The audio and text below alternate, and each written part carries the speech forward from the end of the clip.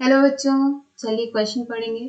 Question में लिखा है the ability to rise in thin tubes and the ability to resist a pulling force are respectively referred to as A tensile strength and capillarity, B adhesion and capillarity, C cohesion and adhesion, या फिर D cohesion and capillarity, या फिर E capillarity and tensile strength. ये basically दो definitions हैं, दो concepts हैं जो हमें पता होना चाहिए।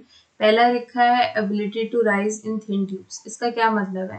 जैसे ये एक थिन ट्यूब है, इसमें जो पानी की स्ट्रीम है वो ऐसे ऊपर की तरफ जा रही है, राइट? और ये बहुत ही थिन ट्यूब है। इस थिन ट्यूब में पानी खुद से ऊपर कैसे जाता है, उस प्रॉपर्टी को हम लोग बोलते हैं कैपिलैरिटी, राइट? उस प्रॉपर्टी को बोलते हैं कैपिलैरिटी, और ये हेल्प करती है असेंट ऑफ सैप में।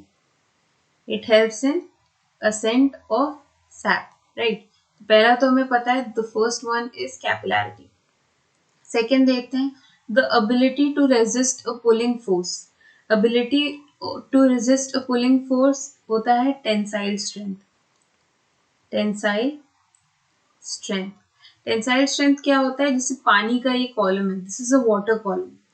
इसको कोई भी पुल करेगा या फिर पुश करेगा तो फिर भी ये ब्रेक नहीं होता है। It does not break by any pulling और पुशिंग फोर्स। देयरफॉर इसके पास एक स्ट्रेंथ है जिसको बोलते हैं टेंसाइल स्ट्रेंथ, राइट?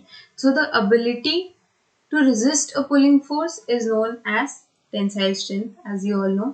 Therefore, इसका जो सही ऑप्शन है that will be option E, right?